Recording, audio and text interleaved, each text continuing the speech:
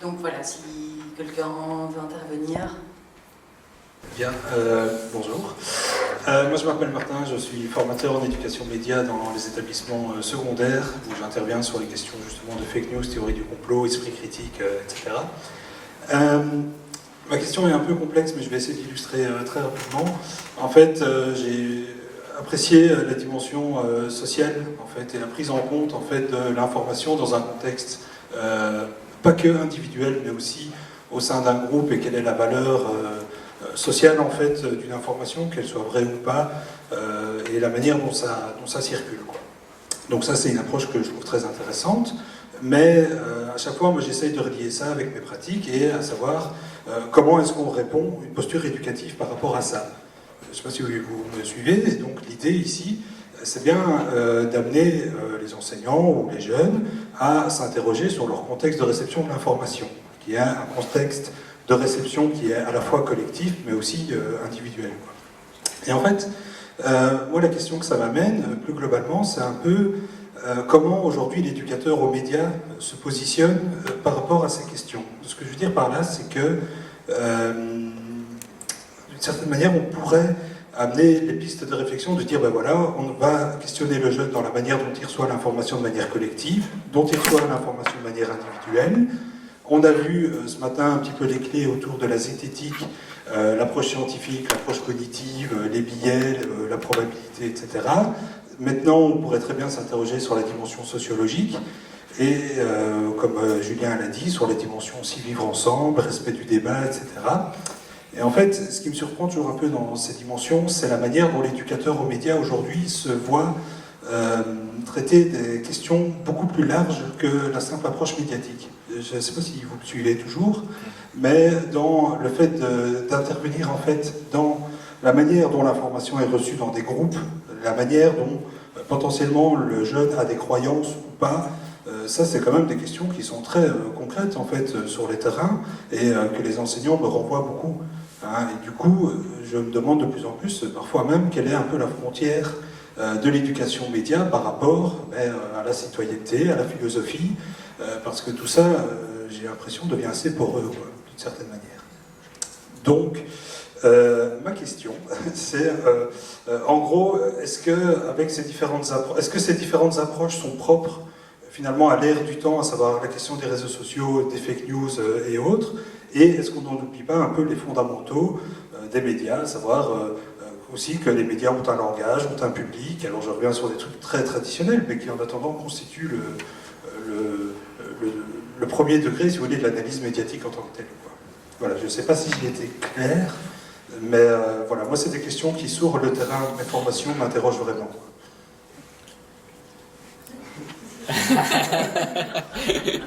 Je vais commencer par répondre et puis comme ça je leur laisse le temps de réfléchir et moi j'ai le droit de dire n'importe quoi.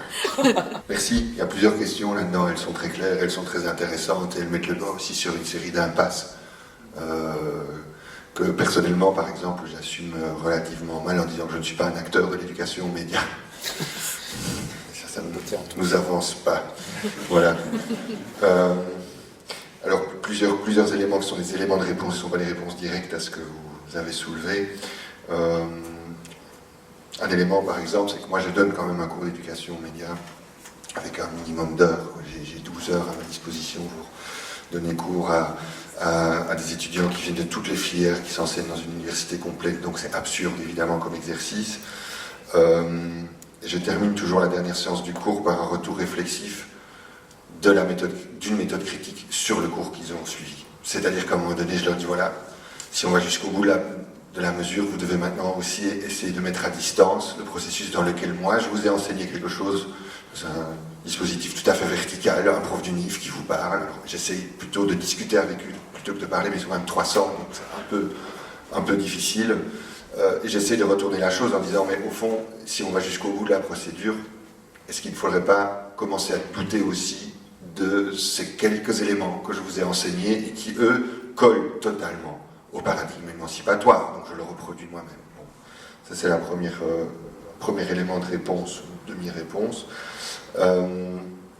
Alors, concernant l'enseignement, les activités, voilà ce qu'on peut faire avec des jeunes, par rapport à la problématique des fake news, mais la circulation plus générale, la circulation très rapide sur Internet, la mémoire paradoxale du net, etc. Il y a en tout cas une chose qui me semble assez non négociable pour mes rares expériences en tant quand même malgré tout de temps en temps d'animateur d'un atelier d'éducation média, c'est que j'estime a priori qu'il est absurde de combattre des discours sur le terrain des faits. Ça ne sert à rien, et j'utilise volontiers la métaphore de la maladie auto-immune. Plus on essaye de les combattre sur le terrain des faits, nous avons vu que c'est très difficile de résister à cette tentation-là, nous l'avons encore vu aujourd'hui, plus nous leur donnerons des raisons d'adhérer à leur version des faits. C'est une deuxième chose. Alors, en ce qui concerne la frontière entre l'éducation aux médias et l'éducation à la citoyenneté, à la philosophie et plus largement à la pensée critique, qui a quand même une très très longue histoire, beaucoup plus longue que l'éducation aux médias, moi je suis prêt à assumer que la frontière n'existe pas. Je pense que l'éducation aux médias, en revanche, a une intention très claire, à travers laquelle on peut l'identifier et qui se nourrit de toute une série de cheminements réflexifs qui existent parfois depuis des siècles. Donc ça, je pense que l'éducation aux médias aujourd'hui a une spécificité dans son intention. Enfin, concernant l'oubli des fondamentaux, c'est un peu ce que je regrettais au début de ma communication, c'est-à-dire qu'on fait aujourd'hui certains acteurs ou certains relais de certains discours qui sont élaborés dans le giron de certaines structures qui font l'éducation aux médias, semblent un peu réduire l'éducation aux médias au décryptage du faux, à la méfiance qu'il faudrait inculquer aux jeunes quand ils vont sur les réseaux sociaux, etc. L'éducation aux médias, elle vient d'une analyse critique du discours médiatique professionnel considéré comme sérieux, elle vient du langage cinématographique, elle vient de l'analyse de discours, elle vient de la sémio, elle vient de la rhétorique, etc.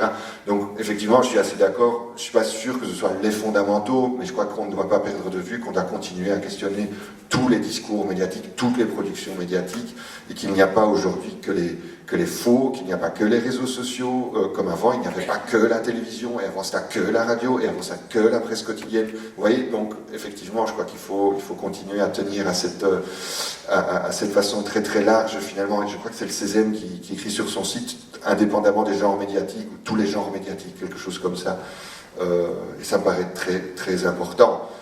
Maintenant, les discours faux, qui nous ont intéressés aujourd'hui, sont aussi très intéressants défis, précisément, lancés à l'éducation aux médias. Je vais essayer de ne pas répéter des choses qui ont été dites. En l'occurrence, en tout cas, ce que pour moi l'éducation aux médias met en lumière dans ces dernières années, par rapport à peut-être des épistémologies traditionnelles, en tout cas, c'est vraiment la mise en avant d'un paradigme constructiviste qui nous dit qu'en fait, les intermédiaires entre nous et le savoir, entre nous et les faits, entre nous et les états du monde, ont un impact sur la construction de nos connaissances. Et effectivement, j'ai cette tendance aussi de dire, en fait, moi, en tant que prof, quand je parle à des étudiants, je suis aussi un intermédiaire. Et vos 5 sens, c'est aussi des intermédiaires. Et donc, je viens finalement à replacer des questions d'éducation média dans des questions plus générales d'épistémologie, avec cette liberté dont je me réjouis au quotidien, ce qui est qu'effectivement, je n'ai pas de complexe aussi à me dire que, en fait, peut-être que je ne fais pas de l'éducation aux médias dans un sens strict. En tout cas, clairement, je ne fais pas de l'éducation à la presse, par exemple. Et en même temps, il y a différentes... Effectivement, ça met en lumière qu'il y a différentes acceptions plus ou moins strictes de l'éducation aux médias, de ce qu'est même un média.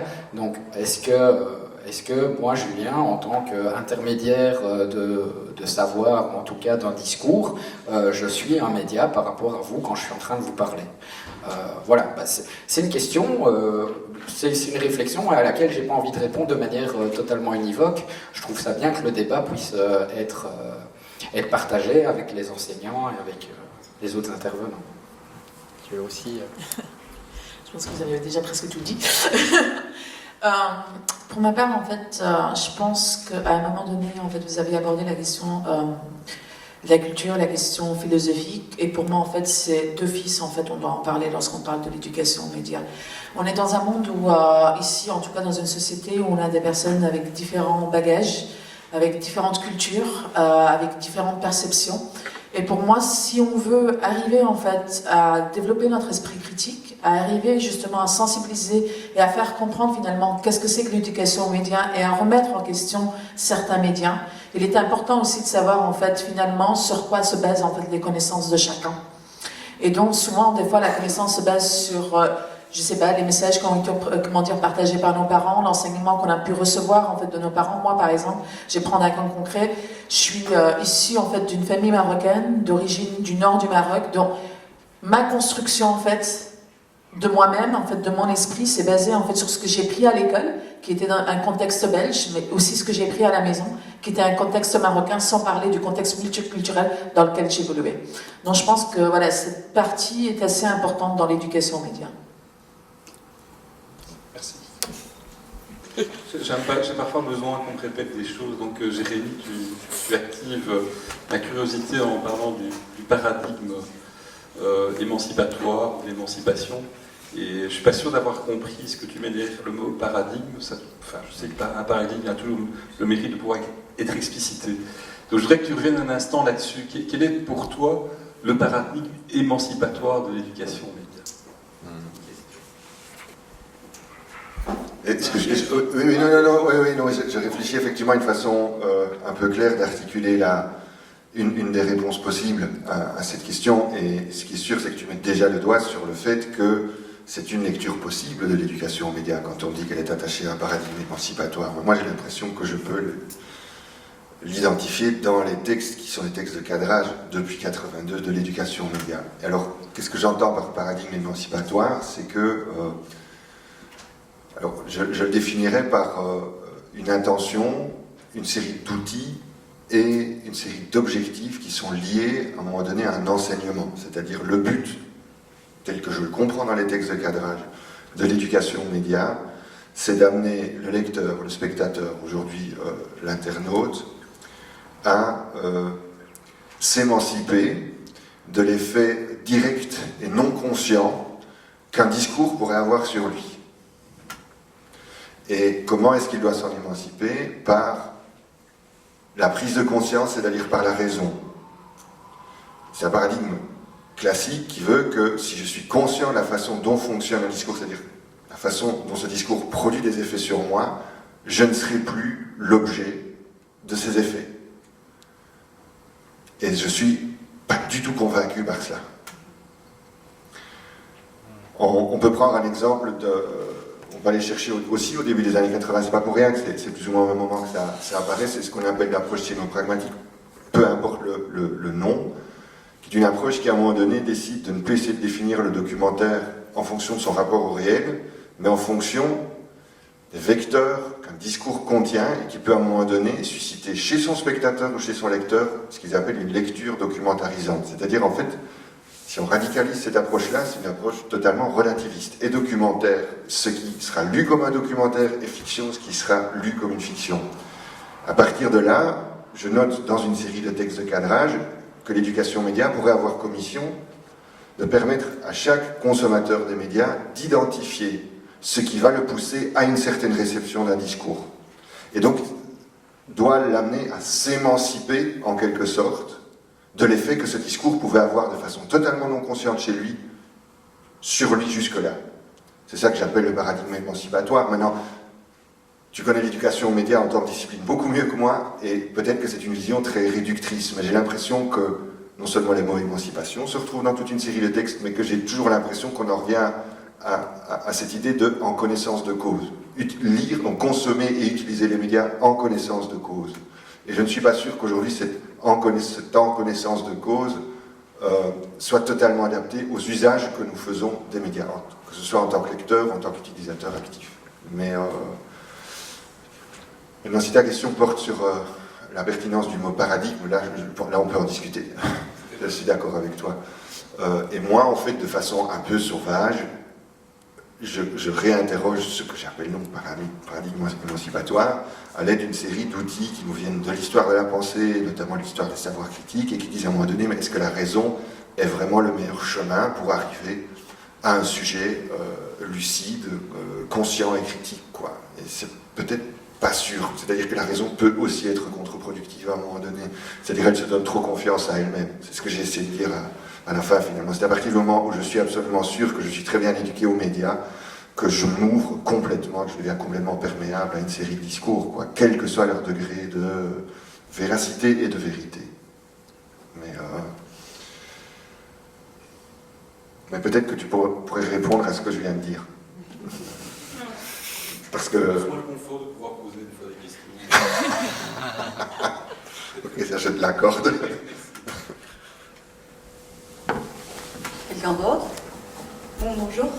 Je ne suis qu'étudiante, donc j'ai un peu peur que ma question soit pas pertinente, mais je la pose quand même. Donc vous avez parlé de l'approche pour débattre avec les gens en ligne, donc je me dis individuellement ça peut se faire, mais quand c'est une vague d'opposants, je ne vais pas l'appeler vague de trolls parce que les traiter trop de trolls, j'aime pas ça. Donc l'exemple que j'ai en tête, c'est... Allez, la vague d'opposants qu'il y a eu pour l'instant des intox. Donc comment est-ce qu'on peut faire pour cette vague d'opposants? S'il y a une autre approche qui existe ou... ouais. Je peux dire en tout cas ce que j'ai fait, puisque en fait les extraits de tweets que j'ai montrés, c'était une vague.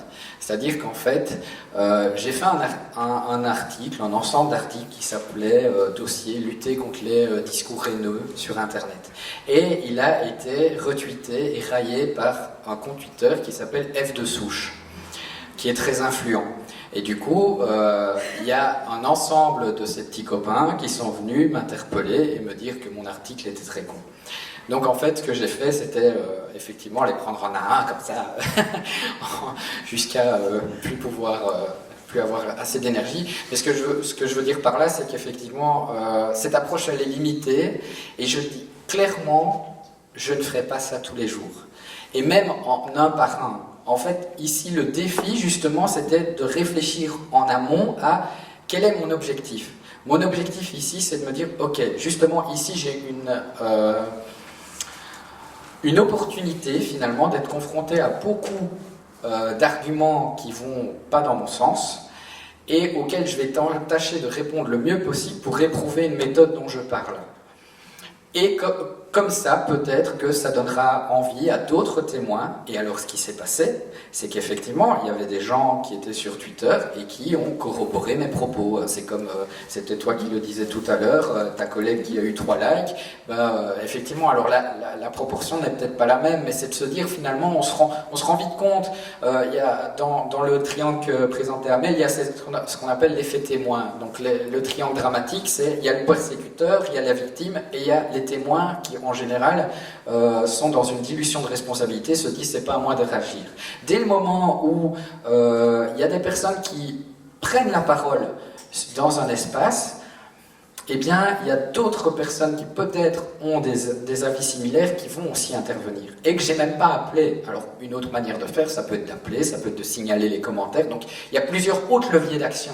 Là, en l'occurrence, ce que j'ai fait, c'était prendre le temps de dialoguer jusqu'à un certain niveau d'insulte qui pour moi était insupportable et où je me suis contenté de bloquer. Parce que effectivement, c'est pas gérable. Il y a des personnes, et vous pouvez aller vérifier, qui finalement ont nuancé quelque peu leur avis. Alors je ne me vante pas d'avoir fait changer d'avis tous les partenaires de discussion. Il y en a certains que je ne considère d'ailleurs pas comme des partenaires. Pour être partenaire d'une discussion, il faut être 2 en plus, enfin au minimum. Donc j'ai beau vouloir très fort dialoguer, si l'autre en face qui veut c'est me casser la gueule, j'ai plutôt intérêt à me protéger, quoi. Ça va? C'était pas une question non pertinente, c'est une question d'une vie, ça. Je sais pas si tu veux aussi intervenir. En fait, je rejoins tout à fait ce que tu as fait. C'est pareil aussi. Je me souviens d'un post que j'avais fait, et puis ensuite j'avais eu droit à pas mal de commentaires. Et j'ai fait appel à des amis, en fait, tout simplement. C'est-à-dire que, comme je suis impliquée dans le mouvement No Hate, j'ai dit à des potes, j'ai fait écouter, il y a ce post-là, si jamais vous avez le temps, est-ce que vous savez prendre 1 ou 2 minutes pour faire un commentaire? Je pense que l'idée, c'est aussi de... Enfin, on peut réagir seul, on peut le réagir jusqu'à certains points. Mais à partir du moment où on a un certain entourage, où quand même on sait que voilà, on a des amis, de la famille qui nous soutiennent dans certaines prises de position, c'est toujours utile en fait de faire appel à eux. Et pareil que toi, c'est que moi, je suis arrivée à la fin où j'ai finalement mis un post et j'ai clôturé la discussion en fait. C'est-à-dire que voilà, j'ai dit, ok, merci pour les commentaires, j'ai remercié tant les haineux que les non haineux, j'ai envie de dire, et je leur ai dit, mais maintenant, enfin, mon post n'était pas un espace pour, extérioriser votre haine, mais voilà. J'ai clôturé en essayant de faire en sorte aussi que la personne ne se sente pas frustrée d'être censurée peut-être. C'était plus l'idée, je pense que si on clôture une discussion, en tout cas de mon point de vue, c'est toujours de mettre un commentaire le pourquoi on clôture la discussion en fait. Merci. Tu me fais penser à un autre élément par rapport à ce sujet très vaste qui n'est pas qu'un sujet interpersonnel par ailleurs, et ce que vous dites le souligne. En fait, c'est-à-dire que je pense que les réactions individuelles au débat, c'est une partie de ce que nous pouvons faire ou ce que d'autres acteurs peuvent faire. Il y a des acteurs associatifs, il y a des acteurs de l'enseignement, il y a des pouvoirs publics, il y a la loi à certains moments. Je pense la campagne Noël, c'est ça aussi. Et donc, il y a d'autres leviers d'action et nous, on a notre part à certains niveaux et je pense que la légende du colibri, il faut lever le pied avec ça, c'est-à-dire que chacun sa part, oui, mais en même temps, il y a des acteurs dont c'est le job aussi, il y a des responsables qui sont plus responsables que d'autres, et donc il y a, en tout cas, je pense que puisque c'est un phénomène aussi vaste, je pense qu'il faut aussi une réaction à grande échelle et pas seulement à l'échelle individuelle, en gros. Voilà. Merci. Après, on peut encore se retrouver en Oui, on ceux va qui porter veulent. Mais je ne sais pas très bien comment clôturer ça. Je ne suis pas très bonne, c'est la première fois de ma vie que j'ai fait ça. À part dire que je suis vraiment contente de la complémentarité des interventions et que je vous remercie. Je vous remercie vraiment. Non, je voulais juste dire que, contrairement à ce qui a été dit au tout début de la journée aujourd'hui, ou un peu en opposition à ce qui a été dit au tout début de la journée aujourd'hui, je suis très heureux qu'on n'ait pas parlé de la régulation, qui est un sujet très important, mais extrêmement casse-gueule, et qui, je ne suis pas sûr que ce soit le sujet le plus fécond aujourd'hui, de parler de la régulation quand on parle de fake news, c'est-à-dire de cadres légaux, etc. Précisément parce que fake news, c'est le terme disqualifiant, et on est toujours la fake news de quelqu'un d'autre, et donc c'est très très dangereux à mon avis de mettre le doigt simplement dans l'engrenage d'une régulation légale. Et donc voilà, je ne réouvre pas la discussion, mais c'était peut-être pour boucler la boucle par rapport à ce que la petite introduction ce matin de monsieur, je ne sais plus comment il s'appelle, il est toujours encore là, il disait à un moment donné, il regrettait en fait qu'il n'y ait pas de régulation, de filtre un peu centralisé, et je pense qu'en attendant c'est mieux comme ça. Voilà. Je te rejoins tout à fait là-dessus. Et c'est pour ça qu'il n'y avait pas d'intervention là-dessus, parce que je suis convaincue aussi que c'est pas productif et que c'est même contre-productif. Voilà, si personne n'a rien à ajouter. Merci tout le monde. Au plaisir de vous revoir.